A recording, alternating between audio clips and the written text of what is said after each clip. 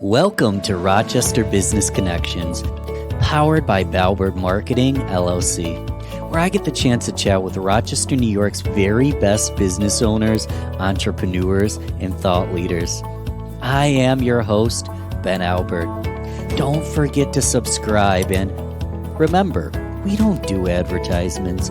My fee for this show is simple. If you gain value from the episode, personally share with a friend and explain your favorite part. Let's get started. Welcome to Rochester Business Connections. I'm here with Phil Abel. How are we doing today, Phil? Doing well, thank you. Good to hear it. Good to hear it. I'm excited to have you on the show, Phil, because you run high school sports statistics. And I just think it's a very cool concept, something that you're doing for the community that's really great. As a ultimately sports fan myself, I kind of want to pass you the torch. Give us a bird's eye view of exactly what high school sports stats does. For 26 years, I was the seating coordinator for Section 5 boys basketball. My job was to track all 120 teams through a 20-game season. All wins and losses were had a point value assigned to them, and so my job was to track all of that. In the first several years that I worked, I was able to put together a team of people who would feed me everything I needed, the information I needed, and I did all the work myself every night, going through every game, assigning the points for wins and losses. Then in the early days, before the World Wide Web, I would have coaches calling me every night asking me to read them the Class B results or read the Class C results because they wanted to know who they might face in sectionals. And I was the one who had all that information. In my third year, in 1994, a gentleman approached me about putting my information out on the World Wide Web, and we created section5basketball.com. And it was only meant to share seeding points and eventually the brackets for playoffs, but then it became a sharing of schedules and rosters and pictures and anything that the committee had a need for ad hoc, I would create and post on the website. And I knew just enough HTML and Excel to be dangerous. And so that's how the site was born, and the site was around for 26 years. I knew that I needed a database to expand beyond just Section 5 or to allow other people to have what we were doing. And so I met Joe Frenia out of Homer, New York, and we kicked off a friendship. And he wrote this new site for me, highschoolsportsstats.com. And what we did was we took everything I've ever done for Section 5 basketball over 26 years and more, and we put it in the coach's hands and the league hands and the section's hands to manage. And we just provide the tool that leads them from game one through the seeding of their sectional tournament, through their sectional championships, brackets and rosters and pictures and game results and statistics and emailing media. It's all there. It's the super site that I've always wanted to have, and now it exists thanks to Joe. And we're very happy with the outcome, very happy with the result. Section 3, the Syracuse, New York area, I showed it to their executive director, and he allowed us to come in and meet with the basketball committees and the soccer committee last year in 2019-20. And they adopted us, and they're very happy using the tool, which saved their committee members and their committee chairman hours and hours and hours of work. And if you're a coach and you walk into school the next morning and you can go on this website and see the results of the previous night games and see where you stand in your classifications, and that's, everybody wants that. So we've been able to provide that now. We're very excited. Yeah, the website's great. It's an incredible tool. And, Syracuse is loving it. You're looking to expand. You're saying Rochester, Binghamton, offline. You were telling me you ultimately want this in the hands of everyone. How do we best get you in touch with those people? Well, what's that process look like? Well, I've been in touch through my years in around basketball. I've been able to establish connections in every section in the state, and I know some media people, and I know most of the league chairmen in basketball, and I know some of the executive directors in the sections. And so I've reached out in the last year asking them if they might be interested in a demonstration or giving me an hour of their time, and some have, and they really would like to use the site. And COVID-19 has set us back a little bit, obviously, with sectionals disappearing and so on. So that's led to us having to make some other decisions. But we're out there. People know of us. I've got 2 sections right now who are considering bringing us on board in the next year. So COVID slowed us down a little bit, but we're making a comeback. And we hope to have more than just Section 3 on board in the next year or so. That would be nice. Yeah, I support it. Ultimately, I think it's a great tool for athletics that could expand. Everybody, should have it on their phones. And ultimately, how does it work? Can the coaches and the teams do ultimately take all the data themselves and do it all themselves? What's that process look like to take in all these stats? What every coach registers for the use of the website, and they actually each get a team page where they enter their roster and their schedules and their team picture. They can make announcements to their team on that page. Practice might be moved from 3 o'clock to 4 o'clock. They can post that during the day. They can cancel games for weather, reschedule games in their schedule, and all that stuff automatically feeds to the master schedule and in the section. So once they're registered, then each coach is fully in charge of his page and his results and his schedule. And it all goes into the database and shows up in the calendars and in the daily schedules and in the results. And ultimately, we program all the seating protocols and tiebreakers for sectionals are all behind the database and behind the wins and losses. The coach all basically has to do is put in the final score, and everything's happens with the math and the logic. So Joe's written a wonderful program, and he was able to recreate all that I did for basketball. And now we can work with any sport, any section, any league, and give them the same thing. Well, what an incredible program. I mean, what a nice tool to have. I really do hope it expands throughout the entire region. You're from Rochester. How long have you lived in Rochester for? Or are you from here? Or? Yes, born and raised. Grew up in Greece, went to Greece Arcadia High School. Great. Went away to college for 4 years, but came back, got a teaching job, and stayed in the area my whole career. So you've known Rochester forever now. Any favorite things to do in Rochester? Any recommendations for people? I'm just a fan of mom and pop diners, and I'm a fan of the art galleries, and I'm a fan of some of the outdoor areas. And but basically, I enjoy the festivals. I enjoy the gatherings where people are, and Rochester's got all that to offer. Yeah. Even in the wintertime, it's a great place to be.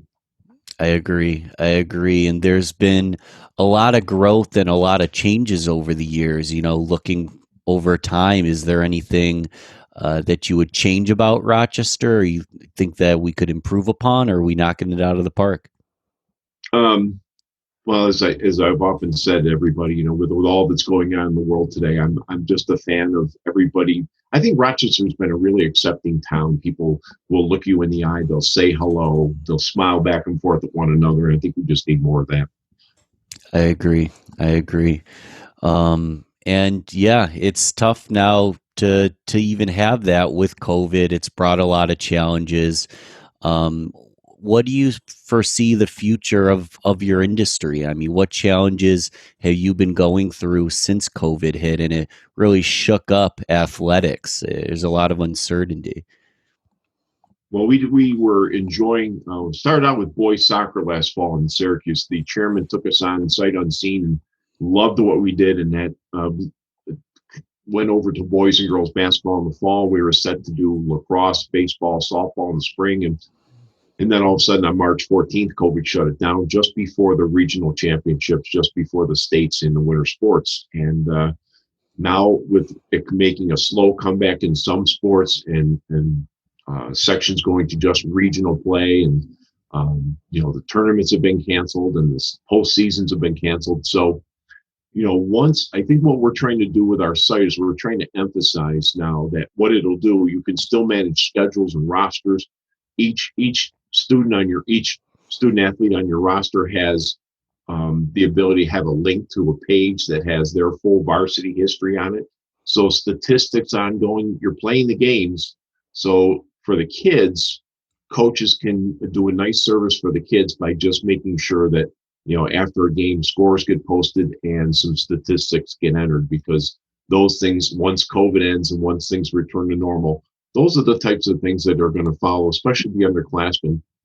As I've said before, college coaches are looking at this now, and they're seeing what a neat recruiting tool it can be. And I've been Wow. around showing some of them. So, that's we would just like to kind of keep it going in that way. There's always a reason why what we're doing is a great management tool, as long as they're playing the games. Yeah, keep the gears running, and I'm confident that it will expand, and it seems like it would be a great option for recruiters, scouts, colleges. Mhm. So I like the direction that's going. Imagine you had limitless funding, or people really liked what you were doing, and I just wrote you a check for $10,000 or something like that. Ultimately, where would you put the funding? What would you do to expand the business quickly?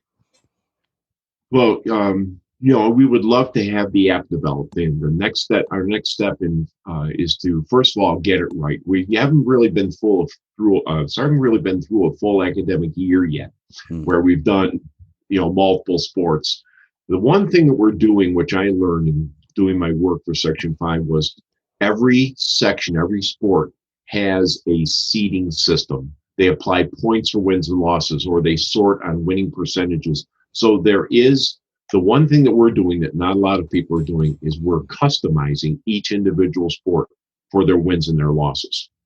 But if I had a check for $10,000, I would talk to my working partner Joe, and we would try to get an app developed for um, what we're doing. That's the next step, and we realize there'll be some costs involved in that. And but right now we've got the site so you can view it on your PC. We've got the site so you can view it on your device. And other than that, we're just happy doing it. We're having a ball, and we are looking to be remunerated. So I'll take your $10,000 and split it with Joe right now. But I don't really know. We're just having a blast. It's a lifelong passion of mine, and I'm just hoping that we can continue past COVID. I love that. I love that it's something you're passionate about. You really enjoy it. It makes it worthwhile. I think that's always good advice for a business owner or any young professional. If you're passionate about something and you've got the skill set to turn it into a business, I think it's a great start. Even though some don't work out, usually if the passion's there, you'll find a way to make it work. Any other advice for a young guy like me getting started in business, and you know uh, things to look for going forward in the future? Well, it's like I've said to you offline. I was a school teacher, and everybody has that experience of what school teachers do and what we are. So I really wasn't ever out looking to expand or to build a business teaching. However, I can say this: do what you've heard it before. Do what you love, because you're going to do it for a long time. Um, be able to support yourself and the people you hold close, and be able to live within your means. And life can be a wonderful thing if you just always keep you in mind that you have a job to do every day, and you get up and go do it, and let the rest take care of itself. I love it. I love it. I should be taking notes. I have my notepad here, but luckily No, it'll be recorded. I dig what you're trying to do. I think it's great, and I appreciate that. I can see where you're trying to go with this. This is great. Yeah, I'm happy to have you be a part of it ultimately. And I want to move into the rapid fire round where ultimately we just ask you short questions, so the audience can just learn a little bit more about Phil himself. Sounds good? Okay. Do you prefer coffee or tea? This consciousness I'm experiencing is caffeine induced, so coffee all the way. Coffee. Mornings or evenings? Morning person, no doubt. Favorite season of the year? I like autumn, but I also love the summer because I sail. So in Rochester, you have to take advantage of nice weather, right? Love it. Love it. Any favorite ice cream flavor after you go out sailing? Just vanilla, pretty Vanilla. basic. Do you have a Android or iOS? iOS. And have you moved on to the ebooks, or do you still like a classic hardcover book? I like to sit down on the couch with a hardcover book and turn pages. I love it. I love it. Phil, I appreciate you coming on. I really hope that it expands. It's obviously a great tool, the high school sports statistics website. Is that high school? What is the website domain, and what are some other ways to keep in touch with you? Right. The domain is highschoolsportstats.com. Other ways you can search for us. We're on Twitter. We are on Facebook, although I'm not a big Facebook guy in terms of the business. And then they can always reach out to me either of those two places, and I always return calls. One thing I can also mention is although we started out working with high school leagues, the applications that we have will work for any kind of league. So if there are adult softball leagues or badminton league or tiddlywinks, we can also manage leagues for other interests. We have other URLs that don't mention the high school part, but we can certainly talk to any league that's looking for a good management tool for a website. That's great. So if you've got a team, reach out to Phil, because ultimately, you're a humble guy. You're passionate about it. I hope it continues to expand. Lots of good tips already today. I'm wondering if we can get one more free tip for the audience at home. Again, it's just find something you love doing, be passionate about it, and develop a good circle of professional and lay people who enjoy working with you, and always keep on working on the network, and good things can happen. I appreciate your time, Phil. It's been fun. Thanks, man. Ben, it was been great meeting you, and I hope that our paths will cross several times. Thanks for listening to Rochester Business Connections. Don't forget to share this, rate, and comment on your favorite platform. You can also email me, ben@valbertmarketing.com. Let's connect soon. Until then, keep thriving, everyone.